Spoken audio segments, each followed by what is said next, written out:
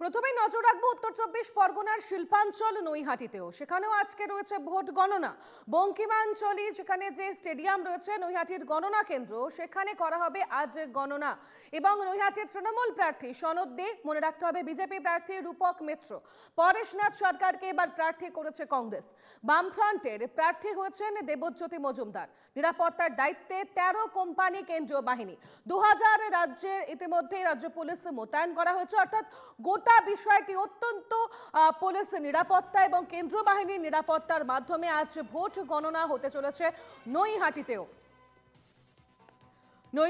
নৈহাটি বিধানসভা কেন্দ্রে আপনাদের মনে থাকবে পার্থ ভৌমিকের ছেড়ে যাওয়া আসনেই সেখানে তৃণমূল প্রার্থী সনদ দে, এবং লোকসভা নির্বাচনে পার্থ ভৌমিকে তিনি সাংসদ হয়ে যাওয়ায় স্বাভাবিকভাবে এখানে উপনির্বাচন অবশ্যম্ভাবী হয়ে পড়ে।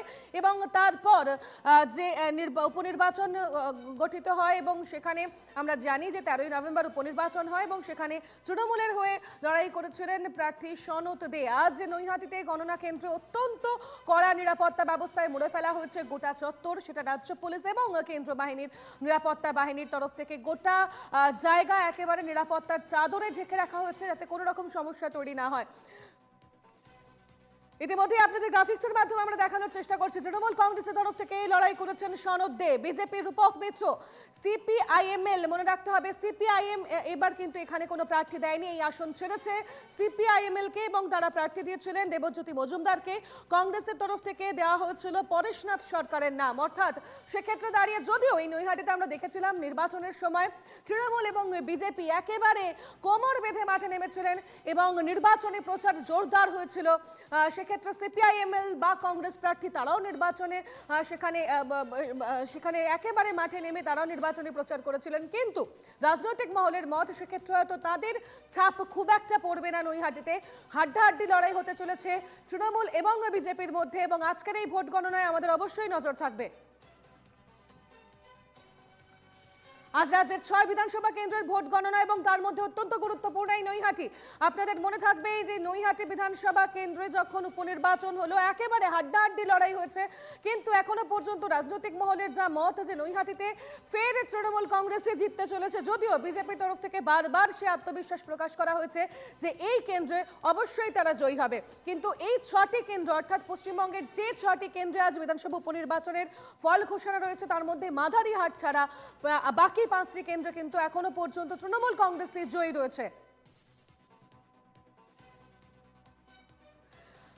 আপনাদের আবারও একবার দেখাচ্ছি আমরা গ্রাফিক্সের মাধ্যমে নৈহাটি উপনির্বাচনের ক্ষেত্রে লড়াই করেছিলেন সনদ দে, তৃণমূলের হয়ে বিজেপির হয়ে লড়াই করেছিলেন রূপক মিত্র, সিপিআইএমএল তারা এবার প্রার্থী দিয়েছিলেন দেবজ্যোতি মজুমদারকে এবং কংগ্রেসের তরফ থেকে তারা যারা জয়ী সেখানে লড়াই করেছিলেন পরেশনাথ সরকার। মনে রাখতে হবে এবার নৈহাটি কেন্দ্র কিন্তু সিপিআইএম এই আসন ছেড়েছিলেন সিপিআইএমএল কে এবং তাদের তরফ থেকে এবার প্রার্থী দেওয়া হয়। অর্থাৎ একেবারে হাড্ডাহাড্ডি লড়াই হয়েছিল, যদিও সেক্ষেত্রে সিপিআইএমএল এবং কংগ্রেসের প্রার্থীরা তারা খুব একটা ছাপ রাখতে পারবে না বলেই মনে করছে রাজনৈতিক মহল, কারণ এবার তৃণমূল কংগ্রেস এবং বিজেপির মধ্যে একেবারে হাড্ডাহাড্ডি লড়াই হয়েছে।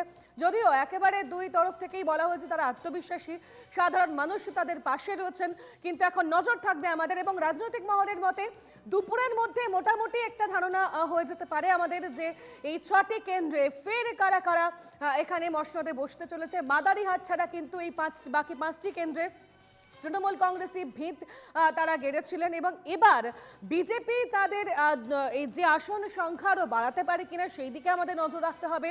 তৃণমূল কংগ্রেস নিজেদের জায়গা ধরে রাখার লড়াই করবে, তার পাশাপাশি যে লড়াই করেছে তার ফল প্রকাশ হবে আজ, এবং তার পাশাপাশি মাদারিহাট কেন্দ্র ছিনিয়ে নেওয়ার জন্য একেবারে মাঠে নেমে লড়াই করেছে তৃণমূল কংগ্রেস, সেই দিকেও আমাদের নজর থাকবে।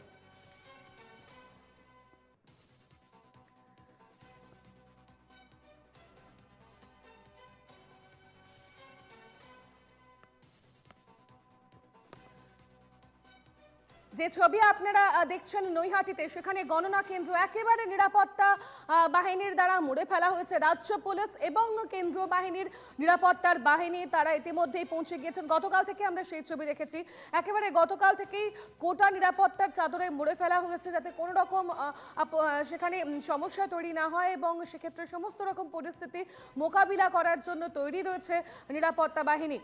ইতিমধ্যে নিরাপত্তার দায়িত্বে 13 কোম্পানি কেন্দ্রীয় বাহিনী এবং 2000 রাজ্য পুলিশ মোতায়েন করা হয়েছে। নির্বাচন কমিশন একেবারে কঠোর হয়ে গোটা বিষয়টি নিয়ন্ত্রণ করছে।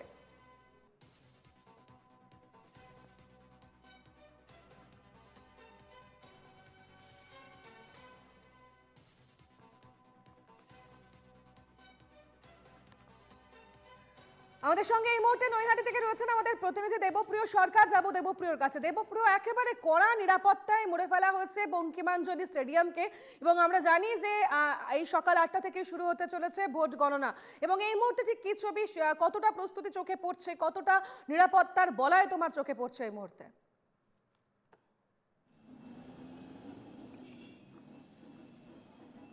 দেবপ্রিয়, আমার কথা শোনা যাচ্ছে?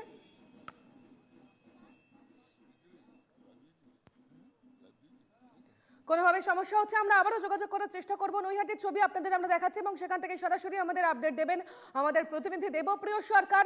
তবে আমরা আবারও যোগাযোগ করার চেষ্টা করছি দেবপ্রিয়র সঙ্গে। যে ছবি আপনারা দেখছেন, একেবারে রাজ্য পুলিশ এবং কেন্দ্রীয় বাহিনী, নিরাপত্তা বাহিনী মোতায়েন রয়েছে সেখানে। আমাদের সঙ্গে সরাসরি রয়েছেন আমাদের প্রতিনিধি দেবপ্রিয় সরকার।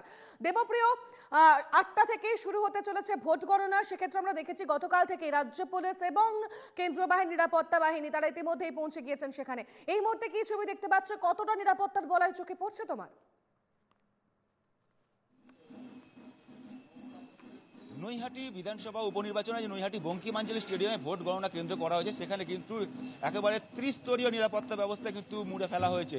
বাইরে রয়েছে প্রায় 200 পুলিশ কর্মী এবং ভেতরে এক কোম্পানি কিন্তু কেন্দ্রীয় বাহিনী রয়েছে এবং কড়া নিরাপত্তা বেষ্টনী একেবারে বলাই যায়। এই কড়া নিরাপত্তা বেষ্টনীর মধ্যে কিন্তু 8টা থেকে এই নৈহাটি বিধানসভা উপনির্বাচনে কিন্তু ভোট গণনা হবে এবং এই ভোট গণনা শেষ পর্যন্ত শেষ হাসি কে হাসবে সেটা কিন্তু এখন দেখার বিষয় রয়েছে। কেননা এখানে চতুর্মুখী লড়াই হচ্ছে নৈহাটি বিধানসভা উপনির্বাচনে। তৃণমূল, জাতীয় কংগ্রেস, বিজেপি এবং সিপিআইএমএল এবং এই 4 দলের প্রার্থীর মধ্যে কে শেষ পর্যন্ত জয়লাভ করবে সেটা কিন্তু দেখার বিষয় রেখেছে। তার আগে সকাল থেকে কিন্তু নিরাপত্তা ব্যবস্থাটা আমি দেখানোর চেষ্টা করবো একটু, যে ত্রিস্তরীয় নিরাপত্তা ব্যবস্থা এবং এখানে যে নৈহাটি বঙ্কিমাঞ্জলি স্টেডিয়ামে যে গণনা কেন্দ্র করা হয়েছে তার চারপাশ কিন্তু 144 ধারা জারি করা হয়েছে এবং বাইরে রয়েছে প্রায় 200 পুলিশ কর্মী। এখানে দেখতে পাচ্ছি পুলিশ কর্মীরা কিন্তু রয়েছে এবং এখানে ভেতরে যারা রয়েছে, যার ভেতরে এক কোম্পানি কেন্দ্রীয় বাহিনী রয়েছে, নিরাপত্তার মধ্যে কিন্তু ভোট গণনা পর্ব চলবে এবং প্রায় 10 রাউন্ড কিন্তু গণনা পর্ব চলবে। 15টি টেবিল তৈরি করা হয়েছে। যেহেতু এখানে প্রায় উপনির্বাচনে 63% নির্বাচন ভোট পড়েছে, সেই 63% যে 1,95,105 জন ভোটারের মধ্যে 63% যে ভোট পড়েছে সেই ভোট গণনা পর্ব চলবে এবং তারপরে কিন্তু শেষ পর্যন্ত জানা যাবে যে কে এই জয়লাভ করবে। এবং এই মুহূর্তে যেটা দেখাচ্ছি আমি, যে নিরাপত্তা ব্যবস্থা এবং যারা যে সমস্ত রাজনৈতিক দলের এজেন্টরা রয়েছে তারা কিন্তু একে একে ভেতরে প্রবেশ করছে। 8টা থেকে কিন্তু ভোট গণনা হবে এবং তার আগে থেকে কিন্তু এই নিরাপত্তা ব্যবস্থা মুড়ে ফেলা হয়েছে। এবং তোমাকে যেটা বলে রাখবো যে এই নৈহাটি বঙ্কিমাঞ্জলি স্টেডিয়ামে কিন্তু এই প্রথম ভোট গণনা কেন্দ্র করা হয়েছে। তার আগে ব্যারাকপুর রাষ্ট্রগুরু সুরেন্দ্রনাথ কলেজে ভোট গণনা কেন্দ্র করা হতো, কিন্তু এবার প্রথম কিন্তু এই নৈহাটি বঙ্কিমাঞ্জলি স্টেডিয়ামে ভোট গণনা কেন্দ্র করা হয়েছে। এবং আমি তোমাকে যেটা বলে রাখি, এই নৈহাটি বিধানসভা উপনির্বাচন কিন্তু 1996 সাল থেকে এখানে সিপিআইএম এর প্রার্থী ছিলেন, সিপিআইএম এর বিধায়ক ছিলেন রঞ্জিত কুন্ডু, তিনি পরবর্তীকালে মন্ত্রী হয়েছিলেন। তার সেই সিপিআইএম এর গড়কে কেড়ে নিয়ে 2011 সালে পার্থ ভৌমিক কিন্তু রঞ্জিত কুন্ডুকে হারিয়ে এখানে বিধায়ক হন। 2011 সাল থেকে টানা 3বার কিন্তু বিধায়ক ছিলেন পার্থ ভৌমিক। ফলে একদিকে যেমন সিপিআইএম এর গড় হিসেবে পরিচিত ছিল, সেই জায়গায় দাঁড়িয়ে তৃণমূল সেই জায়গাটা দখল করে নেয়। সেই তৃণমূলের গড় এখন তারা নিজেরা ধরে রাখতে পারে কিনা সেটা কিন্তু দেখার বিষয় রয়েছে। তার পাশাপাশি সিপিআইএম এর গড় হিসেবে পরিচিত এই নৈহাটি বিধানসভা তারা আবার পুনরুদ্ধার করতে পারে কিনা তাদের এই গড়, সেটা কিন্তু দেখার বিষয় রয়েছে। সব শেষে কিন্তু যেটা বলা যেতে পারে যে নির্বাচনে গণনা শেষ পর্যন্ত কে কার দখলে রাখতে পারে এই নৈহাটি বিধানসভা উপনির্বাচনে যা তাদের নিজেদের গড়, সেটা কিন্তু দেখার বিষয় রয়েছে। একেবারে দেবপ্রিয়, তুমি নজর রাখতে থাকো, প্রত্যেক মুহূর্তের আপডেট আমরা নিতে থাকবো, কারণ সকাল 8টা থেকে শুরু হয়ে যাবে ভোট গণনা এবং প্রত্যেক মুহূর্তের আপডেট আমরা দিতে থাকবো আপনাদের। ধন্যবাদ দেবপ্রিয় আপাতত, তবে নজর রাখতে থাকো, পরবর্তীতে আবারও ফিরবো আমরা।